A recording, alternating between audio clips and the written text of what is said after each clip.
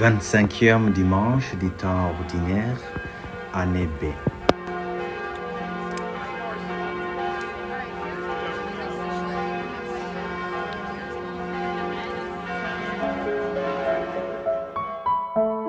Lecture du livre de la sagesse. Ceux qui méditent le mal se disent en eux-mêmes: attirons le juste dans un piège, car il nous contrarie. Il s'oppose à nos entreprises.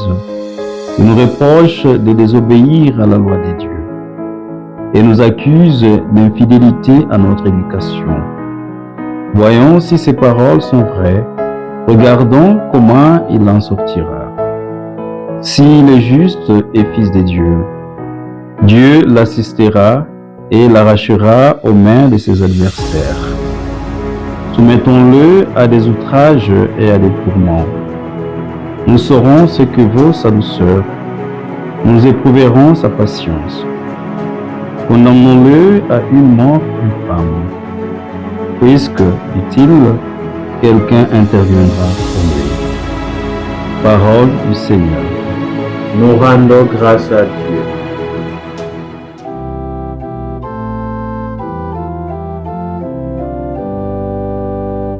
Le Seigneur est mon appui entre tous. Par ton nom, Dieu, sauve-moi. Par ta puissance, rends-moi justice. Dieu, entends ma prière. Écoute les paroles de ma bouche. Des étrangers se sont levés contre moi. Des puissants cherchent ma perte. Ils n'ont pas souci de Dieu. Le Seigneur est mon appui entre tous. Mais voici que Dieu vient à mon aide.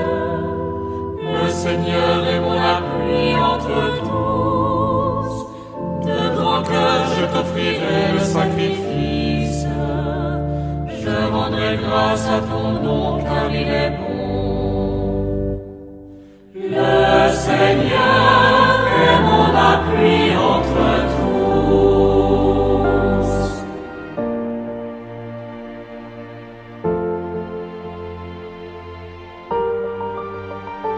Lecture de la lettre de Saint Jacques. Bien-aimés, la jalousie et la rivalité mènent au désordre et à toutes sortes d'actions malfaisantes. Au contraire, la sagesse qui vient d'en haut est d'abord pure, puis pacifique, bienveillante, conciliante, pleine de miséricorde et féconde à bons fruits, sans parti pris, sans hypocrisie. C'est dans la paix que se met la justice, que donne son fruit aux artisans de la paix.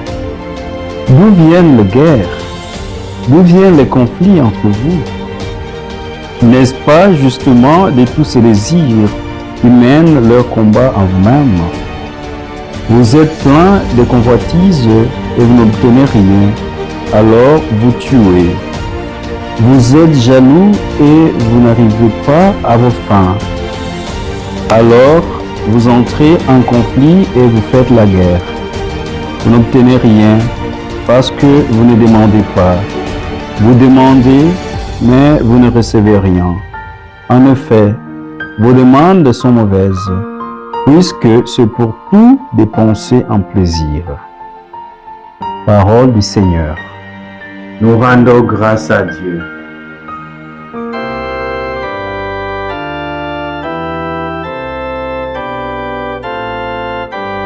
Alléluia, Alléluia, Alléluia, Amen. Alléluia, Alléluia, Alléluia, Amen.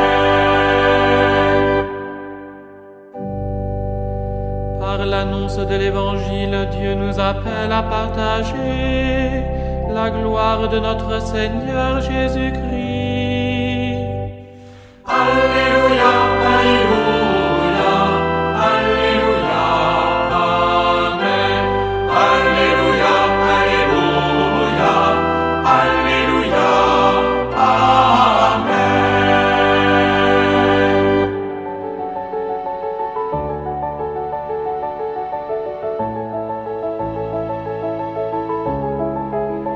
Proclamation de l'évangile de Jésus-Christ selon saint Marc. En ce temps-là, Jésus traversait la Galilée avec ses disciples. Et il ne voulait pas qu'on le sache, car il enseignait ses disciples en leur disant: le Fils de l'homme est livré aux mains des hommes, ils le tueront, et 3 jours après sa mort, il ressuscitera. Mais les disciples ne comprenaient pas ces paroles et ils avaient peur de l'interroger. Ils arrivèrent à Capernaum et, une fois à la maison, Jésus leur demanda: de quoi discutiez-vous en chemin? Ils se taisaient, car en chemin, ils avaient discuté entre eux pour savoir qui était le plus grand. S'étant assis, Jésus appela les 12 et leur dit: si quelqu'un veut être le premier, qu'il soit le dernier de tous et le serviteur de tous. Prenant alors un enfant, il le plaça au milieu d'eux, l'embrassa et leur dit: quiconque accueille en mon nom un enfant comme celui-ci, c'est moi qui l'accueille. Et celui qui m'accueille, ce n'est pas moi qui l'accueille, mais celui qui m'a envoyé. Acclamons la parole de Dieu. Louange à toi, Seigneur Jésus.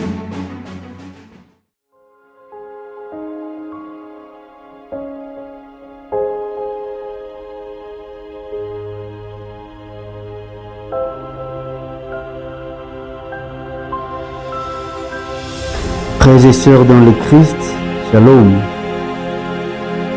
Nous voici dans le 25e dimanche du temps ordinaire de l'année liturgique B. Et aujourd'hui, l'Église, notre Mère, et le Christ lui-même nous interpelle et nous met en garde contre le virus qui ronge non seulement notre vie spirituelle, mais aussi notre relation avec les autres. Ce virus de la jalousie. La jalousie est une source puissante de beaucoup de maux dans la société, et la jalousie nous sépare aussi du Christ. Dans la première lecture, nous voyons comment ceux qui se battent pour la justice, ceux qui font l'effort pour demeurer dans le chemin de la vérité, sont souvent un sujet de mépris dans la société. Ils deviennent souvent un sujet de moquerie et de tentation, presque dans toutes nos sociétés. Pourquoi? Parce que nombre d'entre nous ne veulent pas demeurer dans la vérité, ne veulent pas demeurer dans la justice. Car la justice, c'est Dieu lui-même. La justice, c'est la lumière. Et ceux qui demeurent dans les ténèbres ne veulent pas le chemin de la justice. Et c'est pourquoi, quand tu demeures dans la vérité, sachez que tu seras toujours tenté, sachez que tu seras toujours attaqué, sachez que tu vas souffrir, car la vérité, c'est Dieu lui-même. Et nombreux ne veulent pas le chemin de la vérité. Comme le dit le psaume 34, verset 19, le malheur atteint souvent les justes, mais l'Éternel l'en délivre toujours. Il n'est pas question de nous débarrasser de la vérité, mais il est question de persévérer dans la vérité. Et il est aussi question d'examiner notre conscience. Suis-je parmi ceux-là qui font souffrir ceux qui demeurent dans la vérité, ou bien suis parmi ceux-là qui sont soufferts à cause de la vérité et qui acceptent de souffrir à cause de la vérité. La deuxième lecture, néanmoins, nous met en garde contre la jalousie. Saint Jacques nous dit clairement que là où il y a la jalousie, il y a du désordre. Et d'où vient la jalousie? La jalousie vient du fait que je ne veux pas le bonheur de l'autre et je ne veux pas que l'autre excelle que moi. Je veux coûte que coûte avoir ce que l'autre a, même si je n'en ai pas besoin. Je ne veux pas que l'autre ait ce que moi aussi j'ai, ou encore qu'il ait ce que moi je n'en ai pas. La jalousie aussi vient du fait que je pense que l'autre ne mérite pas avoir ce qu'il a. Et donc, c'est le sens de supériorité qui fait jaillir la jalousie. C'est la manque de l'humilité qui fait jaillir la jalousie. Et dans ce sens, la jalousie nous sépare du Christ.